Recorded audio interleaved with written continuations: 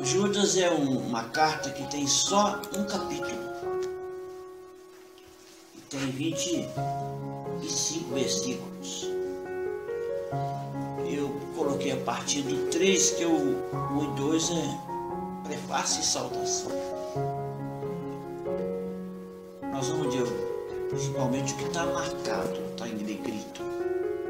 Amados, procurando eu escrever-vos com toda a diligência acerca da salvação comum, tive por necessidade escrever-vos e exortar-vos a batalhar pela fé que uma vez foi dada aos santos. Porque se introduziram alguns que já antes estavam escritos para este mesmo juízo, homens ímpios que convertem em dissolução a graça de Deus e negam a Deus, único soberano, único dominador e Senhor nosso, Jesus Cristo. Mas quero lembrar-vos, como a quem já uma vez soube disso, que havendo o Senhor salvo um povo, tirando-o da terra do Egito, destruiu depois os que não creram.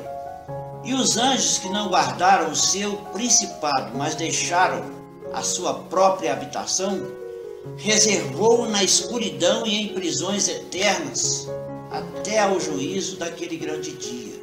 Assim como Sodoma e Gomorra e as cidades circunvizinhas, que havendo se entregue à fornicação, como aqueles, e ido após outra carne, foram postas por exemplo, sofrendo a pena do fogo eterno. E contudo, também estes, semelhantemente adormecidos, contaminaram a sua carne e rejeitam a dominação e vituperam as dignidades. Mas o arcanjo Gabriel, quando contendia com o diabo e disputava a respeito do corpo de Moisés, não ousou pronunciar juízo de maldição contra ele, mas disse: o Senhor te repreenda. Esses, porém, dizem mal do que não sabem, e naquilo que naturalmente conhecem, como animais irracionais, se corrompem. Ai deles, porque entraram pelo caminho de Caim e foram levados pelo engano do prêmio de Balaão e pereceram na contradição de Coré. Estes são manchas em vossas festas de amor, banqueteando-se convosco e apacentando-se a si mesmos sem temor. São nuvens sem água, levadas pelos ventos de uma parte para outra.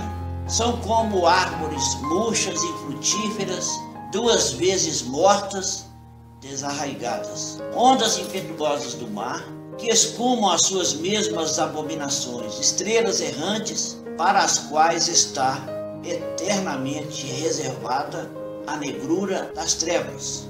E destes profetizou também Enoque, o 7º depois de Adão, dizendo: eis que vindo o Senhor com milhares de seus santos, para fazer juízo contra todos e condenar dentre eles todos os ímpios por todas as suas obras de impiedade que impiamente cometeram e por todas as duras palavras que ímpios pecadores disseram contra ele. Estes são murmuradores, queixosos da sua sorte, andando segundo as suas concupiscências, e cuja boca diz coisas muito arrogantes, admirando as pessoas por causa do interesse. Mas vós, amados, lembrai-vos das palavras que vos foram preditas pelos apóstolos de nosso Senhor Jesus Cristo, os quais vos diziam que nos últimos tempos haveria escarnecedores que andariam segundo as suas próprias concupiscências. Estes são os que a si mesmos se separam, sensuais, que não têm o Espírito. Mas vós, amados, edificando-vos a vós mesmos sobre a vossa santíssima fé, orando no Espírito Santo, conservai-vos a vós mesmos no temor de Deus, esperando a misericórdia de nosso Senhor Jesus Cristo para a vida eterna. E apiedai-vos de alguns, usando de discernimento, e salvai alguns com temor, arrebatando-os do fogo, odiando até a túnica manchada da carne. Ora, aquele que é poderoso para vos guardar de tropeçar e apresentar-vos irrepreensíveis com alegria perante a sua glória, ao único Deus sábio, Salvador nosso, seja a glória e majestade. Aqui nessa carta universal de Judas, ele começa no versículo 3, que ele queria escrever para eles, falando da salvação, que é comum a todos. Mas como haviam alguns falsos profetas entre eles, pessoas sensuais, eram pessoas que faziam o que os sentidos pediam, mais interessadas em satisfazer a carne, ele resolveu então escrever essa carta, orientando-os para batalharem pela sua fé. Porque introduziram-se alguns homens ímpios que convertem em dissolução a graça de Deus. E aí eu quero conversar um pouco sobre isso.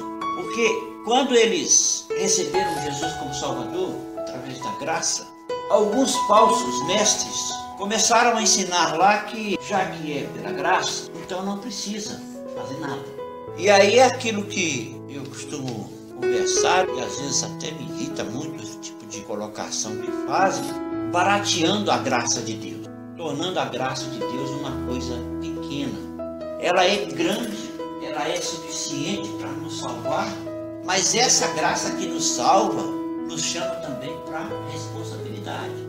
Quando eu recebo Jesus como Salvador, pela graça, eu tenho que me converter, mudar de direção, mudar de caminho, mudar de pensamento, mudar de tradição. Eu tenho que resolver, por amor, decidir obedecer ao Senhor, obedecer os ensinamentos dele, obedecer a lei dele, obedecer os mandamentos, porque senão fica uma coisa estranha, sabe? Fica uma conversão sem mudança.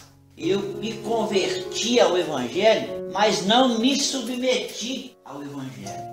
Eu aceitei Jesus como meu Salvador, adicionei Jesus à minha vida, mas não quero retirar da minha vida o pecado. Era isso que esses falsos profetas estavam ensinando. Não, continuar de boa, continuar aí com as nossas fornicações sem freio, vamos continuar com nossos adultériozinhos aí, que isso aí não vai dar problema nenhum, não, porque nós já fomos salvos, nós não vamos mais para o inferno por causa disso. Mas aí, com isso, eles estavam retardando o reino de Deus sobre a vida das pessoas. Eles estavam atrasando o domínio, impedindo o domínio de Deus sobre a vida dos irmãos. Estavam levando os irmãos a viver no engano, a viver na iniquidade. E o perigo disso, de não mudar, não resolver e não aceitar, se submeter a fazer o que Deus gosta, é que se eu não faço o que Deus gosta, eu estou fazendo o que Ele não gosta. Se eu não me preocupo em agradá-lo, eu provavelmente não vou agradá-lo. Porque a carne compete contra o Espírito. Porque quem não se submete a Deus é inimigo de Deus. E aí a gente fica nesse dilema. Os irmãos a quem Judas escreveu, ele escreveu para os cristãos judeus em geral. Ele, nessa conversa dele com os irmãos lá, ele alertou para esse fato, para não ter uma falsa mudança de vida. Eu preciso adicionar Jesus à minha vida e subtrair o pecado para que não haja iniquidade. Isaías diz que a iniquidade afasta a gente da presença de Deus. A iniquidade, que é o pecado, ela faz com que a gente até fale com Deus e Deus não nos ouça. E a gente às vezes pensa assim, mas Deus não ouve? Deus ouve tudo, Ele é onisciente, Ele é onipresente. Às vezes Deus escuta, mas não ouve. Tem uma diferença muito grande de escutar e ouvir. Que às vezes eu falo com Deus, Ele vai escutar. Mas se tiver pecados que me afastaram da presença dEle, esses pecados vão fazer com que Ele me escute, mas não preste atenção no que eu estou falando. Não me leve a sério. Por quê? Porque eu não estou levando Ele a sério. Eu recebi a graça, mas não valorizei essa graça. Eu fui perdoado pelo sacrifício de Jesus na cruz, mas não valorizo isso. Porque se eu valorizar isso, cada vez que eu pecar, eu tenho que sofrer por causa daquilo. Eu tenho que me arrepender. Eu tenho que pedir perdão, porque o preço que Jesus pagou por causa desses pecados foi muito alto. E aí esses falsos mestres iam colocando coisinhas que o Salomão chama de raposinhas. São pequenas coisinhas que vão sendo enfiadas nas cabeças das pessoas. Não, você não precisa fazer isso não. Você precisa fazer aquilo outro não. Você não precisa orar muito não. Você pode de boa, você não precisa ler a Bíblia mais não. Porque nós já fomos salvos, que está a cabeça não pode estar tudo garantido. Nós estamos salvos. Glória a Deus por isso. Nós estamos salvos. E aí ele aconselha a gente a orar no Espírito. E aí eu quero conversar um pouquinho sobre esse orar no Espírito. Orar no Espírito tem sido muito confundido com orar em línguas. E para mim, orar no Espírito não é apenas orar em línguas. Orar no Espírito, que Judas quis dizer aqui, e que eu entendi conversando com Jesus e meditando muito sobre isso, e orando nesse tema, orar no Espírito é orar em concordância com o Espírito. É orar o que o Espírito me leva a orar. Pode ser em línguas e pode ser em português. Pode ser com a mente e pode ser com as palavras saindo da minha boca. E é orar também, além de orar em concordância com o Espírito Santo, é orar no poder do Espírito Santo. E esse orar no poder do Espírito Santo, eu estou querendo mergulhar mais fundo que isso aí. Eu estou querendo aprender um pouco mais sobre isso, estou querendo exercitar um pouco mais disso. Porque quando eu oro no poder do Espírito Santo, a minha palavra se transforma em palavra rema, se transforma em palavra de poder. Aí quando algumas vezes a gente dá umas palavras rema, na hora de expulsar um demônio, por exemplo, a gente vai com fé e ora e expulsa o demônio. Aqui é uma palavra rema, uma palavra que a gente falou no poder do Espírito Santo e que fez o efeito imediato. Então, se a gente exercitar isso, praticar isso, tentar viver isso, esse poder do Espírito Santo na nossa vida, a operação do poder do Espírito Santo através de nós, vai poder fazer muitas coisas que não estão sendo feitas através de nós, porque nós não estamos usando essa prerrogativa que nos é dada. Usar o poder do Espírito Santo em nome de Jesus para fazer com que as coisas aconteçam. E aí o que atrapalha isso? Por que as coisas não são tão simples e tão automáticas? Por causa da fé, da falta de fé. Por causa de quê? Da falta de comunhão, da falta de intimidade. Porque a comunhão, a intimidade, o conhecimento profundo do outro faz com que a gente confie no outro, faz com que a gente descanse no outro, faz com que a gente acredite no outro. Então, nesse relacionamento nosso com Deus, a gente precisa desenvolver isso, desenvolver essa comunhão, essa confiança nele. Que às vezes a gente confia com a mente, mas não confia com o Espírito. Às vezes a gente tem um punhado de informação, mas não pratica as informações que a gente recebeu. Às vezes a gente aprende um punhado de coisas de Deus, mas a gente não vive as coisas de Deus do jeito que Deus quer que a gente viva. Porque Jesus foi taxativo. Aqueles que crerem, os sinais seguirão. Aqueles que crerem, pisarão em serpentes, escorpiões, e não acontecerá nada com eles. Aqueles que crerem, beberão um veneno se for o caso, enganado, não é para suicidar. Alguém te deu um veneno para te matar, aquele veneno não vai te fazer mal. Porque o Espírito Santo que habita em nós vai nos proteger se nós estivermos em sintonia, se nós estivermos em comunhão, se nós estivermos em obediência, se nós estivermos vivendo em fé. Viver em fé é muito mais que viver crendo. Viver em fé é viver descansando.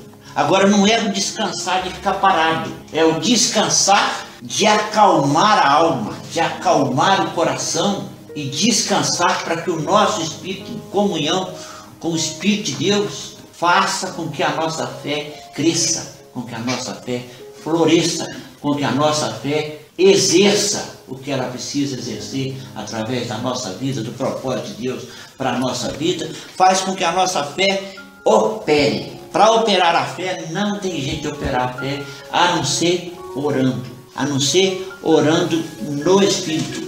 Orar no Espírito não é simplesmente falar em língua. Quando você fala em línguas, você está orando em concordância com o Espírito Santo. Mas você não está sendo alimentado por aquela oração. Você não está sendo edificado por aquela oração. Você está sendo edificado no Espírito, mas para a sua vida prática, talvez não esteja acontecendo muita coisa. Porque o que vai acontecer na sua vida prática vai depender do que você receber consciente, você vê no seu coração, na sua mente, na sua alma.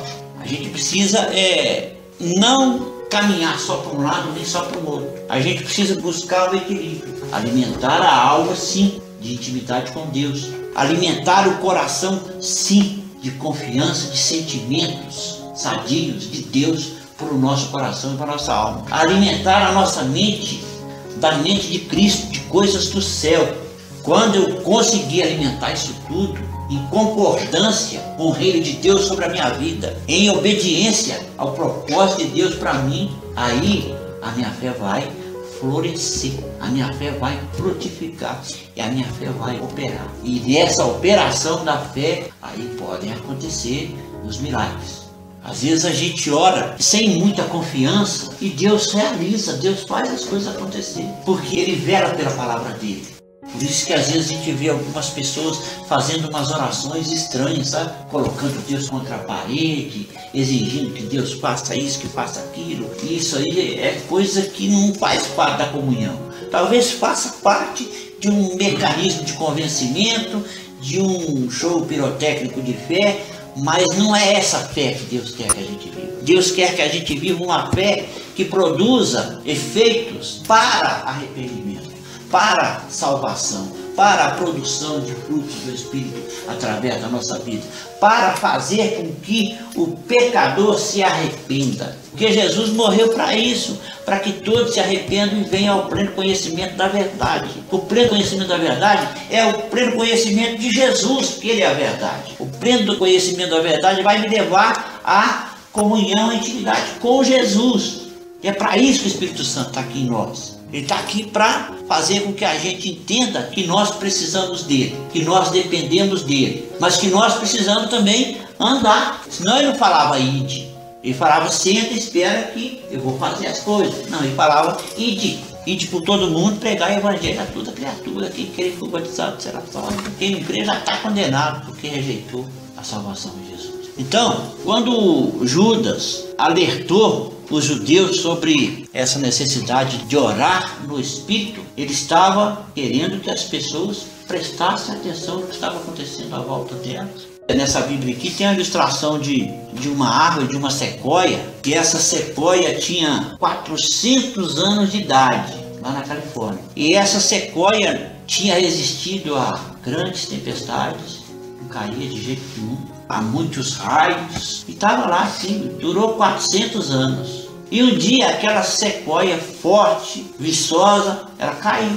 Aí eles foram ver por que ela tinha caído. Porque ela tinha sido comida por dentro por insetos. Cupins comeram ela por dentro, tiraram o vigor dela por dentro. E aí Jesus alerta que isso pode acontecer com a gente. A gente às vezes está tão envolvido pelas tempestades, a gente às vezes está tão preocupado com as lutas, com os ventos, que a gente às vezes não cuida do nosso espírito, não cuida da nossa alma, não cuida do nosso coração, não alimenta o nosso entendimento de mais de Deus, de buscar mais de Deus, de querer mais de Deus. E quando a gente vê coisinhas pequenas vão minando a nossa fé, coisinhas insignificantes vão fazendo com que a gente vá relaxando, vá se afastando, vá esquecendo da oração, vai esquecendo da leitura da palavra, vai esquecendo de conversar com o Espírito Santo, de prestar atenção na voz dele.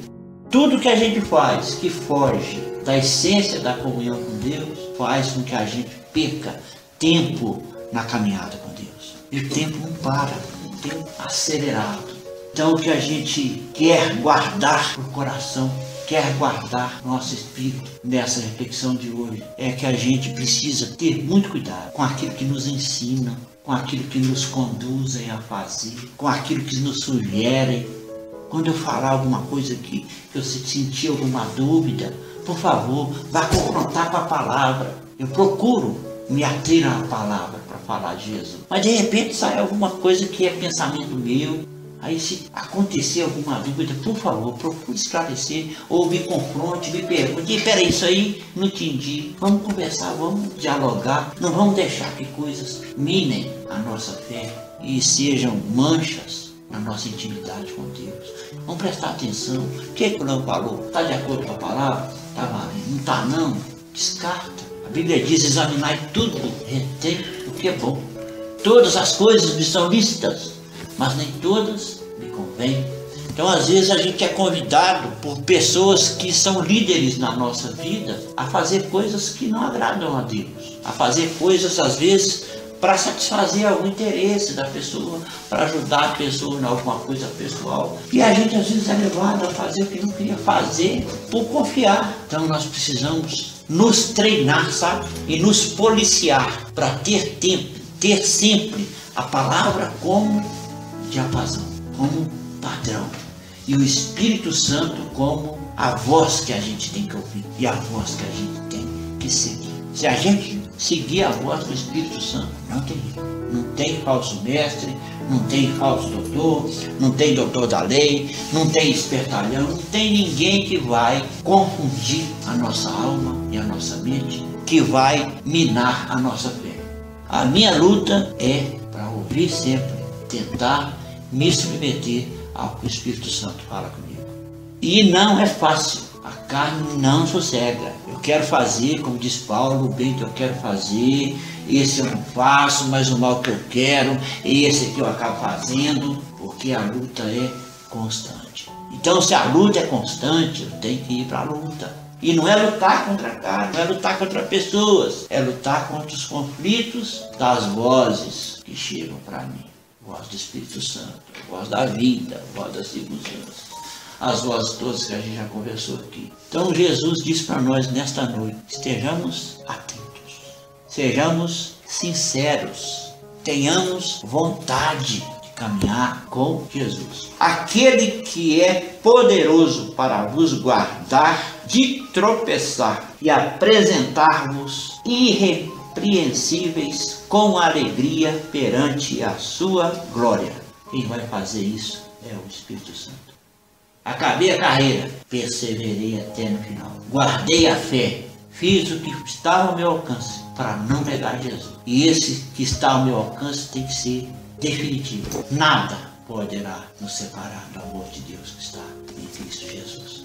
Não pode deixar que inimigos de Deus nos roubem a fé, a paz e a comunhão com Jesus. Amém?